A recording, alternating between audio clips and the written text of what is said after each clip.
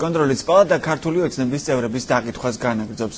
ჩვენი მიზანია უზრუნველყოთ პოლიტიკური პარტიების დაფინანსების გამჭვირვალობა და ანგარიშ ვალდებულება საზოგადოების წინაშე აცხადებენ კონტროლის პალატაში. თავისუფალი დემოკრატების ორგანიზებით კი დღეს იუსტიციის სახლთან აქცია მოეწყო. აქციის მონაწილეებმა ადამიანის უფლებების დარღვევა გააპროტესტეს. აქციამდე იუსტიციის სახლში თავისუფალი დემოკრატების წევრებს ახსნა განმარტება ჩამოართვეს. დეტალებზე თავისუფალი დემოკრატების გამგეობის წევრი სულხან ღლონდი ისაუბრებს. საღამოშთობისა დიდი მადლობა რომ გვეწვიეთ. მადლობთ რომ მოგვიწვიეთ. სანამ საუბარს დავიწყებთ, ნახოთ თამუნა კიკნაძის სიუჟეტი. კონტროლის პალატაში ქართული ოცნების აქტივისტების დაკითხვა გრძელდება. დღეს აქ დასაკითხად ძირითადად პარტია თავისუფალი დემოკრატების წევრები დაიბარეს. შოთა თოდაძის დაკითხვა თითქმის საათნახევარს გაგრძელდა. როგორც იგი ამბობს, ამ ხნის განმავლობაში კითხვები მისი და ოჯახის წევრების ფინანსურ შემოსავლებს და სამუშაო ადგილებს შეეხებოდა. დაკითხვის წინ ყველა ადამიანი ელექტროდეტექტორით გაჩხრიკეს. მთავარი აქცენტი იყო გაკეთებული ფინანსებს. ანუ რა ურთიერთობა გაქვთ ფინანსური პარტიასთან. იყო ერთ-ერთი ურთიერთობა, ფინანსური ურთიერთობა მე მქონდა თავისუფალ დემოკრატებთან, ეს არის ბიძინა იმანიშვილის ხელმოწერებთან დაკავშირებით. დაინტერესებდა ოჯახის წევრების ფინანსური მდგომარეობა. დაკითხვის პარალელურად ოფიციალური შეტყობინება ბათუმის იუსტიციის სახლში საქართველოს ფოსტის თანამშრომლისგან თავისუფალი დემოკრატების კიდევ ერთ წევრს, ირაკლი ბერიძესაც მიუვიდა. დაკითხვას ახალგაზრდა იურისტთა ასოციაციის ადვოკატებიც ესწრებოდნენ. მათი თქმით, კითხვები ყველასათვის ერთნაირი იყო, თუმცა აცხადებენ, რომ დაკითხვაზე ადამიანები კანონდარღვევით დაიბარეს, ვინაიდან შესაბამისი სტატუსი არც ერთ მათგანს გააჩნდა. ეს ადამიანები დღეს არც მოწმის სტატუსით არიან დაბარებულები აღნიშნულ დაკითხვაზე და არც ადმინისტრაციული სამართალდარღვევით ჩამდენი პირების სტატუსით სარგებლობენ. ანუ ესე ვთქვათ, არის ზოგადი ხასიათის შეკითხვები აქვს მათ და ეს არ არის რაღაც ტიპიური ადმინისტრაციული წარმოებასთან დაკავშირებით. რაც მე ვიტყოდი, რომ ძალიან კანონდარღვევითია. მე ვარ თავისუფალი მოქალაქე. დღეს მეორე ნახევარში თავისუფალი დემოკრატების ორგანიზებით ბათუმის იუსტიციის სახლის წინ ქართული ოცნების აქტივისტთა მხარდასაჭერად აქციაც გაიმართა. სოლიდარობის ნიშნად სტუდენტები და სხვადასხვა პოლიტიკური პარტიის ახალგაზრდული ორგანიზაციის წევრები თბილისიდან და ქუთაისიდან ჩამოვიდნენ. მათ ადამიანთა უფლებების დარღვევის ფაქტი გააპროტესტეს და განაცხადეს, რომ ხელისუფლებას მსგავსი ნაბიჯების გადადგმის საშუალებას არ მისცემენ. ეს არის კამპანია მე ვარ თავისუფალი მოქალაქე, რომელიც მთელი საქართველოს მასშტაბით იქნება ყველგან იქ, სადაც დაირღვევა საქართველოს მოქალაქეების უფლებები. ჩვენ სოლიდარულები ჩვენი მეგობრების მიმართ, ჩვენ გავაკეთებთ ყველაფერს იმის ხელისუფლებას არ ქონდეს მსგავსი ნაბიჯების გადადგმის საშუალება. დაფიქსირდა ესეთი ფაქტი, რომ ირღვევა თითოეული მოქალაქის უფლებები, ეს ხელისუფლება უბრალოდ უნდა წავიდეს, გამომდინარე იქიდან, რომ ქვეყანაში ავტორიტარული რეჟიმია ჩამოყალიბებული და ჩვენ ვიბრძოლეთ ბოლომდე, სანამ ქვეყანაში არ დამკვიდრდება დემოკრატია. 25 ადამიანისაგან შემდგარი სიიდან დღეს 12 დაიკითხა. დაკითხვები კიდევ 2 დღეს გაგრძელდება. შეგახსენებთ გადაცემის ფორმატს, თუ გსურთ დასვეთ შეკითხვა პირდაპირ ეთერში დაგვირეკეთ ტელეფონის ნომერზე 27-79-ან, გამოგვიგზავნეთ SMS შეტყობინება ნომერზე 25-55. და ბატონო სულხან, დღევანდელი აქციის მთავარი სათქმელი იყო, რომ ადამიანის უფლებები ირღვევა. რატომ მიიჩნევთ, რომ ირღვევა ადამიანის უფლებები, როცა კონტროლის პალატა კანონით მინიჭებული უფლებით სარგებლობს?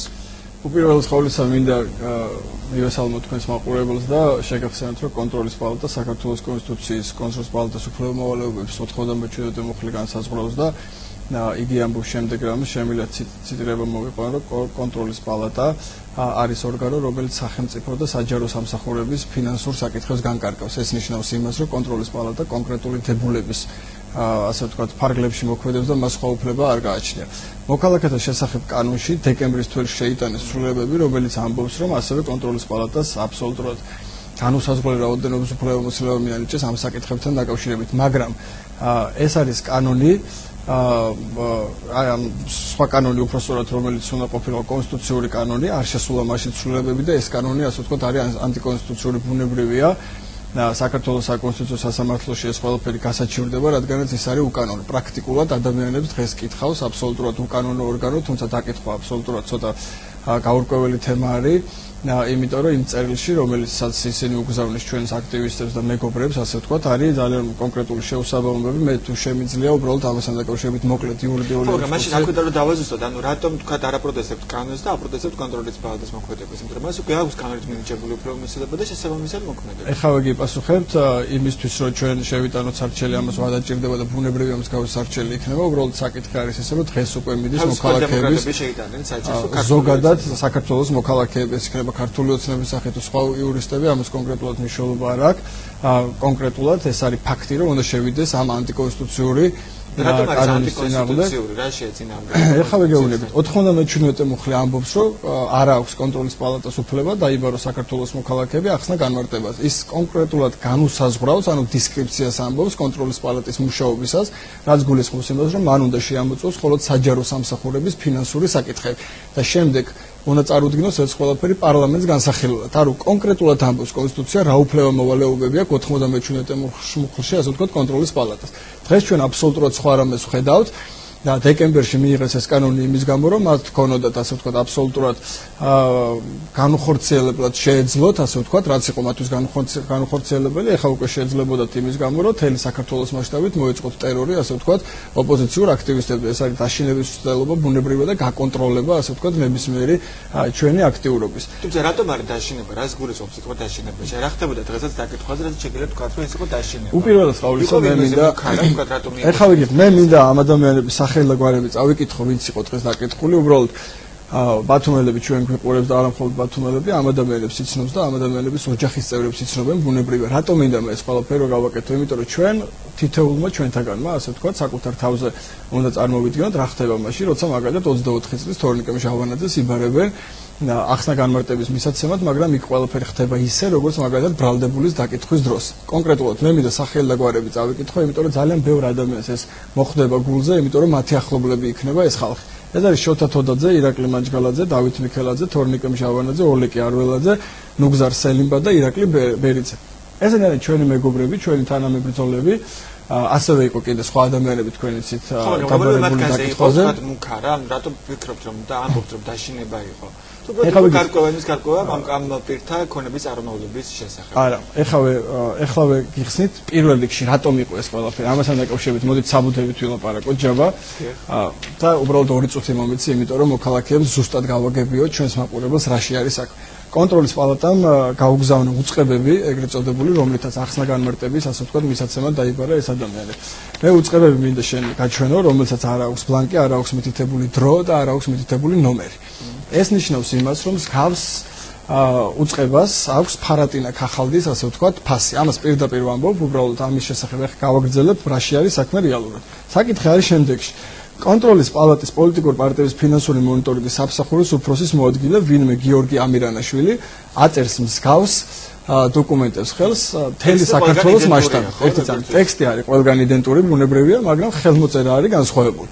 მე შემიძლია თქვენ ეს ყველაფერი გაჩვენოთ, თუ არის ოპერატორს მე მგონი ამის საშუალება, თუ არის შეგვიძლია ვაჩვენოთ, ეს არის აბსოლუტურად ეს არ გამოჩნდება. ხო, განსხვავებული ხელმოწერები, რაც ხო, მე მგონი დამიგასტურე, კი, მთელი საქართველოს მასშტაბით ეს არის განსხვავებული. რაც ნიშნავს იმას, რომ უბრალოდ ადამიანები ამ საკითხს ძალიან ისეთ ზერელეთ უდგებიან და ესეც ბუნებრივია იქნება სამართლებრივი მსჯელობის საგანი, ამის დროს დადგება და ძალიან მალე. ეს ნიშნავს იმას, რომ უბრალოდ ვიღაცა აყალბებს ამ ხელმოწერებსაც ერთმანეთის სასარგებლოდ ბუნებრივია და ზოგადად ვიცით ჩვენ კონტროლის პალატის საზოგადოებრივად ხდება ეს ყველაფერი, მაგრამ მოქალაქეებს ამას უგზავნიან. კონკრეტულად ეხა უწყების 2 აბზაცი, ასე ვთქვათ, აბსოლუტურად ურთიერთგამომრიცხავი არის საკუთარი შინაარსით და რას გულისხმობს. პირველი აბზაცი ძალიან მოკლედ არის. საქართველოს კონტროლის პალატის პოლიტიკური პარტიების ფინანსური მონიტორინგის სამსახურში პოლიტიკური სუბიექტების მოჩვენებითი თვალსმაგცური გარიგების გზით დაფინანსების ფაქტზე ადმინისტრაციული წარმოება მიმდინარეობს, რასთან დაკავშირებითაც დაბარებული ხართ ახსნა განმარტების მისაცემად.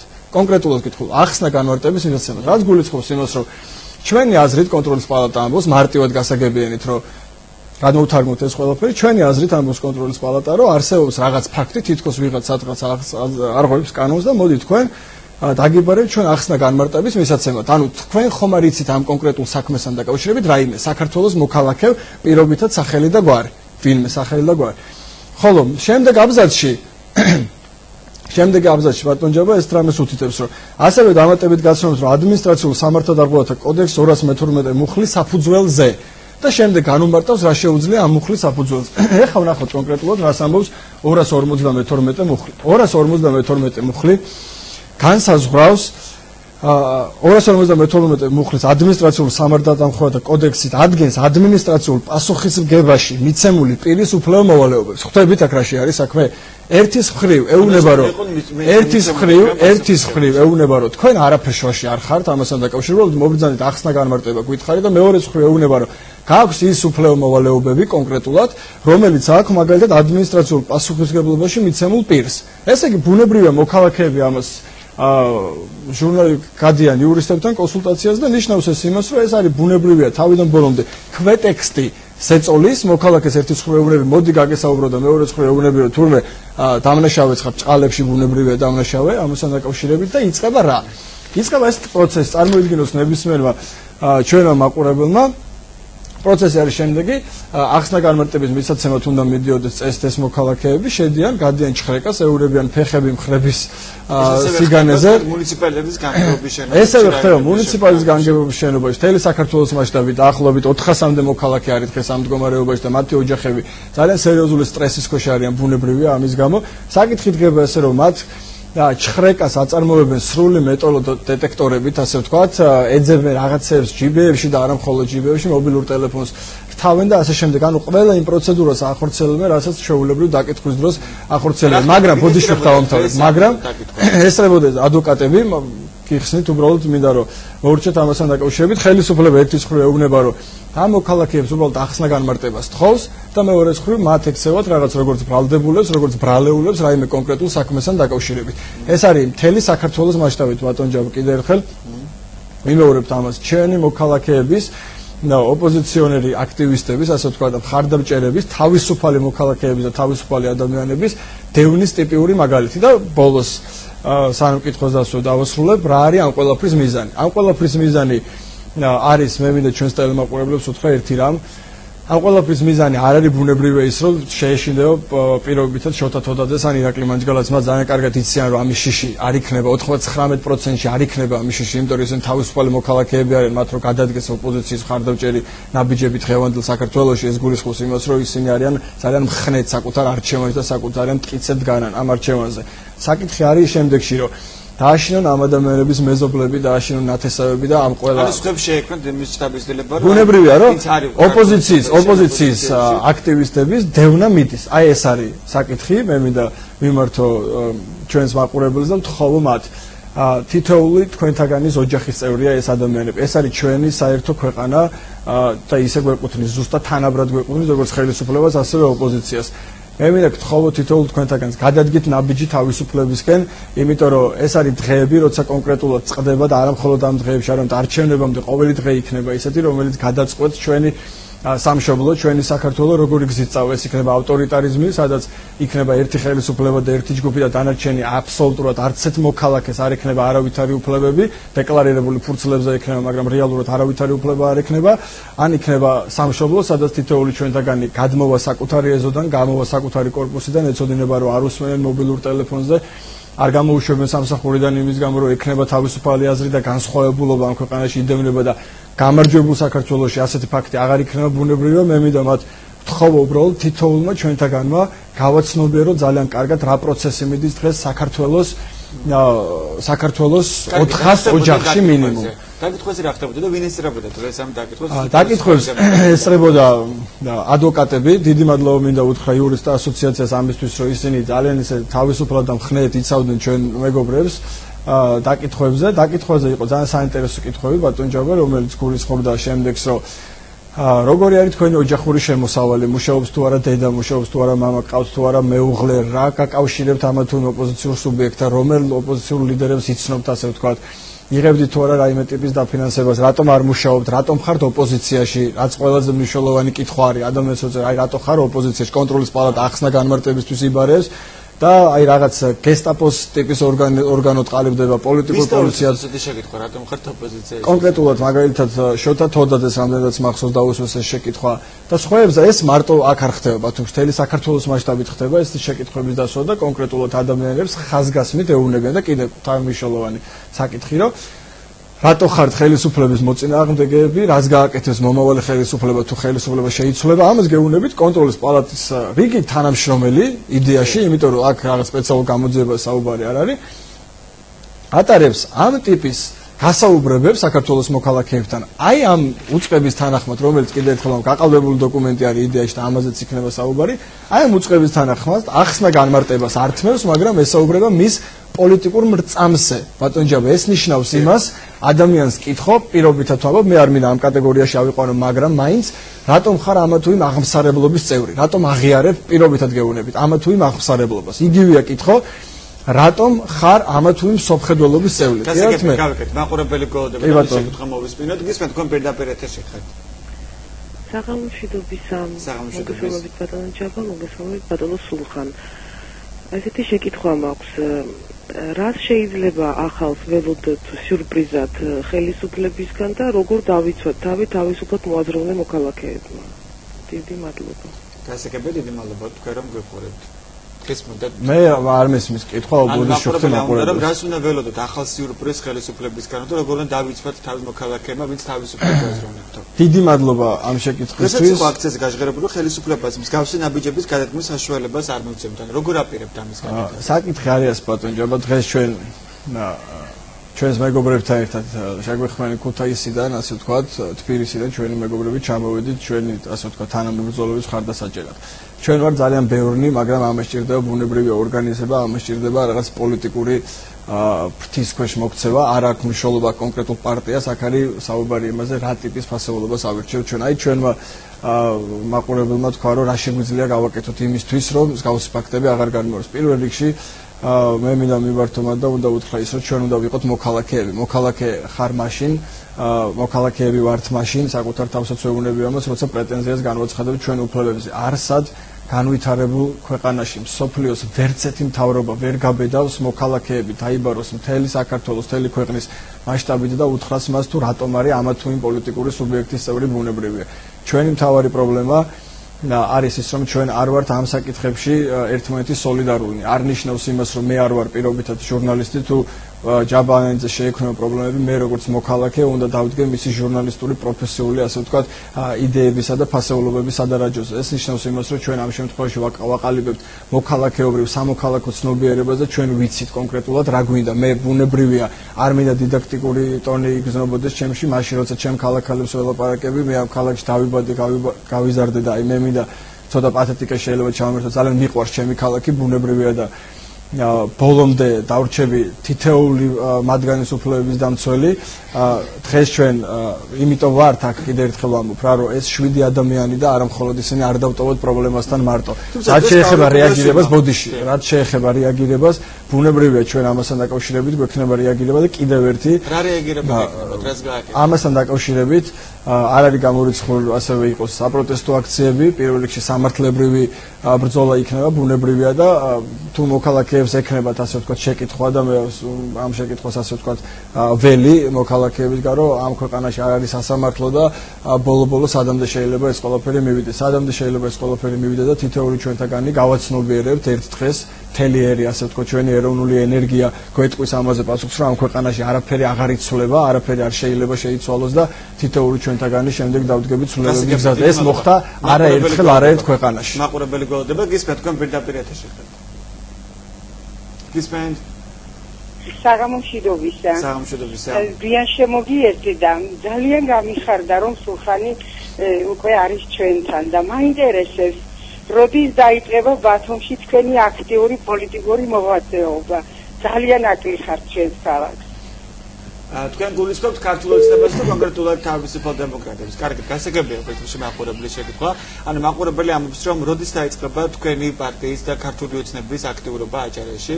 ამას მოველით დიდი ინტერესი და დიდი მოლოდინი აქვს ამის მიმართ. დიდი მადლობა მაყურებელს ხარდაჭერისთვის და მოლოდინისთვის. მაქსიმუმ რამდენადაც მე მაქვს ინფორმაცია ეს იქნება რაღაც ერთი თვის შუალედში, რაღაც კონკრეტული საკითხები არის გადასაწყვეტი, მე არ ვარ უფლებამოსილი ხა ამ საკითხებზე ვისაუბრებთ, რომ სხვა ჯგუფი არის ამაზე პასუხისმგებელი, თუმცა რომელი ჯგუფია პასუხისმგებელი, ისე ვერ გაიგო პრინციპში აჭარის მოსახლეობა, იმიტომ რომ მუდმივად ისთვის დაპირება, რომ მალე გაიხსნება ეს ოფისი იქნება თავისუფალ დემოკრატებზეც იგივე ეს მოწყვეტა. ადგილობრივ ეხა ვერ გაიხსნა ბოლოს ეს ოფისი გაიხსნა ოზურგეთში, გაიხსნა სენაკში, მაგრამ ბათუმში ისევ არ გაქვს თავისუფალ დემოკრატებს. ეხა ბატონ ჯაბა მთელი საქართველოს მასშტაბით მასშტაბით მიდის სრულყოფა ქართული ოცნების ოფისების და ინფრასტრუქტურის. თქვენ ახლა უყურებთ ტელევიზიით ამას. კახეთში, გურიაში, სამეგრელოს სხვადასხვა რეგიონში და ბუნებრივია ქობულეთშიც გაიხსნა და ერთ-ერთი მთავარი ოფისი იქნება ასე ვთქვათ ბათუმში, ხელვაჩაურში და ბუნებრივია მაღალმთიან აჭარაში. ანუ ყველაფერი მიდის გეგმის თანახმად და იქნება აბსოლუტურად დარწმუნებით შემიძლია დავპირდე მოსახლეობას, ვინც ინტერესდება ამით და დიდი მადლობა უთხრა ამ ინტერესისთვის. და ეს სხვა ჯგუფი არის პასუხისმგებელი ამაზე და რომელი ჯგუფი? არა, მე ადგილობრივ ჯგუფებს არ გულისხმობ, ბუნებრივია უბრალოდ გადანაწილებული გვაქვს ფუნქციები. მე მაგალითად მეხება ახალგაზრდულ საკითხებში, ახალგაზრდულ საკოორდინაციო საბჭოში რეგიონებთან ურთიერთობა და ახალგაზრდულ ნაწილში ამ ყველაფერს თელი საქართველოს მასშტაბით ასე ვთქვათ არეგულირებ, მაგრამ არის ჯგუფი, რომლებსაც ძირითადი ოფისების და ინფრასტრუქტურის შექმნა ეხება. გარწმუნებთ ბატონ ჯაბა, მესმის თქვენ ნებათახელვა და კითხვები ამასთან დაკავშირებით ძალიან მალე იქნება. ძალიან მალე იქნება წარმოუდგენელია ისე პოლიტიკური პროცესი განვითარდეს და წავიდეს, რომ ბათუმში ძალიან მნიშვნელოვანი გუნდი უშუალოდ თქვენ თავისუფალი დემოკრატების ოფისის გახსნა და ორგანიზაციის ქონა. უბრალოდ თქვენ იცით, რომ კოალიციურ რეჟიმში გადავდიოდით მთელი ამ ხნის განმავლობაში იყოს გადაწყობა. გავიგეთ, ჩვენ ვიყავით ასე ვთქვათ, კიდევ ერთხელ ამბობ, თვითონ პარტიული სტრუქტურების სრულყოფაში ამას აქვს ძალიან დიდი მნიშვნელობა და გეგმის მიხედვით მიდის, ასე ვთქვათ, ჩვენ არ დავაგვიანებთ პირდაპირ გეტყვით. ხო, რატო შექმნით ზუგდიდში და სენაკში პარტიული ოფისები, რატო შექმნით?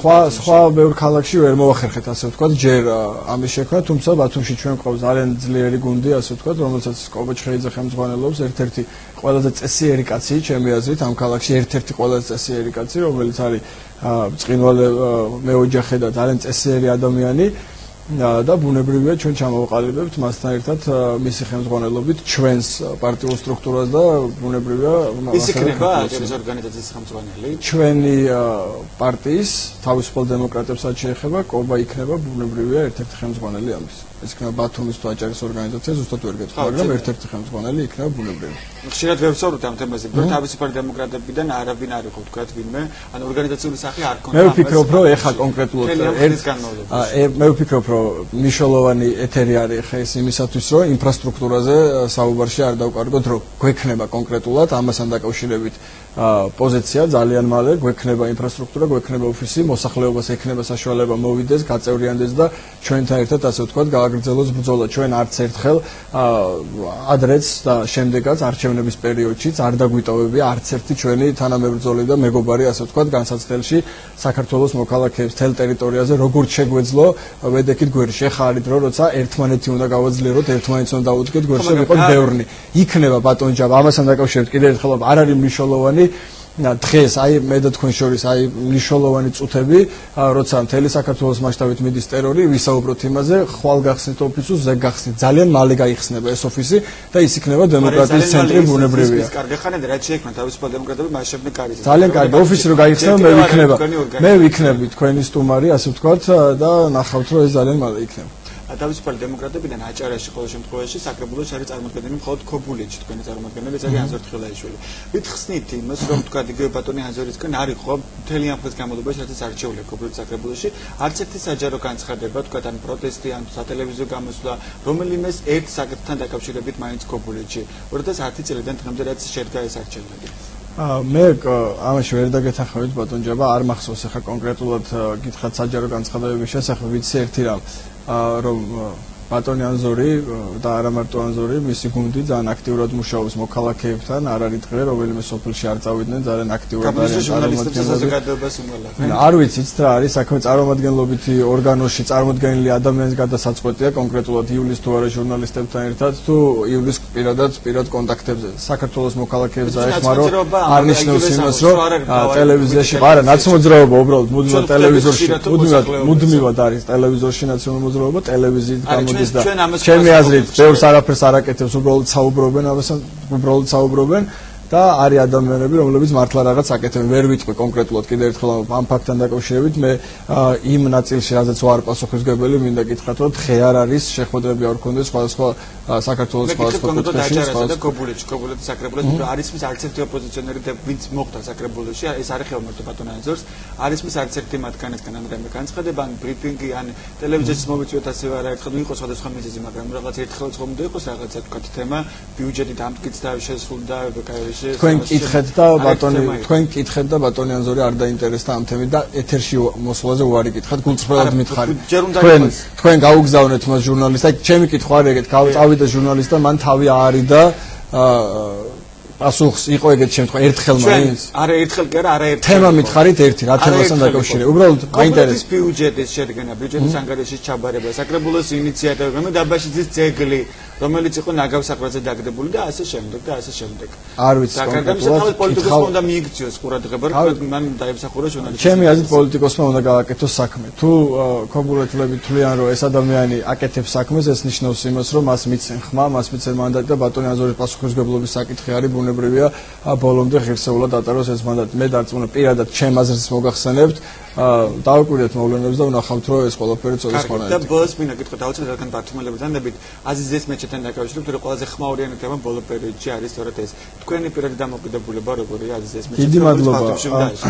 დიდი მადლობა ამ კითხვისთვის, ჯაბა. მე მინდა ვთქვა ერთი რამ.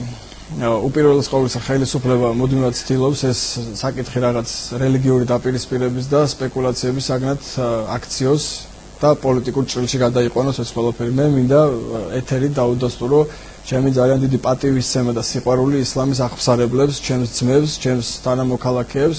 მე შემიძლია სახელი და გვარებით ვთქვა უბრალოდ იმ იმამის კონკრეტულად, რომელიც ერთი კედელი ყოფდა მე და მის ოჯახს, გვარს ვიტყვი უბრალოდ ჭელიძეს, ახლა სახელს არ დავასახელებ, ჩვენ ერთად გავიზარდეთ, ჩვენ ერთი თებში დავჭამდით, ასე ვთქვათ. არასოდეს ბათუმში არ ყოფილა დაპირისპირება ქრისტიანებს და ისლამის აღფსარებელს შორის, იმიტომ რომ ჩვენ ცოტა უფრო მაღლა ვიდექით და ახლოს ვიდექით, არა მხოლოდ ევროპულ ფასეულობებთან, არამედ ახლოს ვიდექით თითოეული ჩვენთაგანის თანხმობასთან საკუთარი აღფსარებლობის პატივისცემასთან დაკავშირებით. მე მინდა კიდევ ერთხელ გამოვხატო პატივისცემა და სიყვარული. უბრალოდ რაც შეეხება აზიზის მეჩეთის მშენებლობას. ძალიან კარგად ვიცით ჩვენ ოტომანების იმპერიის, ასე ვთქვათ, დამყრობელი სულთანი აზიზი თავისი პროტექტორატის, ასე ვთქვათ, განსასაზღვრად ყველგან აშენებდა მეჩეთებს იმ ტერიტორიაზე, სადაც იპყრობდა. ბუნებრივია, ძალიან გრძნობიარე და სენსიტიური თემა არის ეს ნებისმიერი აჭარის მკვიდრისთვის, იმიტომ რომ ჩვენ ძალიან კარგად ვიცით ჩვენი კუთხის ისტორია. ხელისუფლებისგან განსხვავებით, ჩვენ ძალიან კარგად გვესმის ჩვენი კუთხის ისტორია. მოკლედ გეტყვით. დღეს არის საკითხი ასე, თუ არის მეჩეთის აუცილებლობა, ეს უნდა იყოს ჩვენი მოქალაქეების თანხმობის საგანი და ნებისმიერ ყველა ჩვენთაგანმა უნდა მივიღოთ ამაში მონაწილეობა, რომ კონდეს ადამიანებს საშუალება, ასე ვთქვათ, ილოცონ. რაც შეეხება აზიზის მეჩეთთან დაკავშირებით, მე როგორც რიგითი ბათუმელი კონკრეტულად ვამბობ. წინააღმდეგი ვარ ბუნებრივია მსგავსი ტიპის მეჩეთების მშენებლობის აზიზიესთან დაკავშირებით ვამბობ, რაც გულისხმობს იმას, რომ ჩვენ ძალიან მძიმე პერიოდი გაგვახსენდეს ჩვენი ისტორიის და ჩვენს დღეს თურქ პარტნიორებთან და მეგობრებთან სერიოზული მგრძნობიარე პრობლემები შეგვექმნას. ეს იქნება ძალიან ცუდი, ეს იქნება ძალიან დიდი შეცდომა ხელისუფლების მხრიდან. კიდევ ერთხელ ვამბობ, ჩვენ უნდა შევთანხმდეთ, ჩვენ ქალაქელები პირველ რიგში, ჩვენი კუთხის მკვიდრნი უნდა შევთანხმდეთ. ძალიან განსხვავდება რესპუბლიკელების პოზიციისგან. მე თქვენ მკითხეთ კონკრეტულად თქვენ რას ფიქრობთ როგორც ბათუმელი. მე ვარ სულხან ღლონტი ბათუმელი, მე მოგახსენებ ჩემ პოზიციას, უდასტურებ ჩემს სიყვარულს ისლამის აღსარებლებს და ასევე ჩემი კუთხის ისტორიას და მინდა რომ შეთანხმებულად მივიდეთ ადამიანები ერთიანი თანხმობის პოზიციით მივიდნენ რა უნდა გავაკეთოთ, როგორ უნდა ვიცხოვროთ, ასე ვთქვათ, შვიდად და თანხმობით ამ ქალაქში და ამ კუთხეში. დიდი მადლობა, ამოიწურა სამწუხაროდ ჩვენი საუბარი. დიდი მადლობა რომ მომიწვევთ. გემშვიდობებით ნახვამდის. არ გაბრძანდება. ჩვენი სტუმარი იყო თავისუფალი დემოკრატების გამგეობის წევრი ახალგაზრდა თავისუფალი დემოკრატების ლიდერი სულხან ღლონტი. თქვენ უყურეთ გადაცემა დიალოგს. ჯაბა ანენიძესთან ერთად გმადლობთ ყურადღებისთვის, გემშვიდობებით ხვალამდე.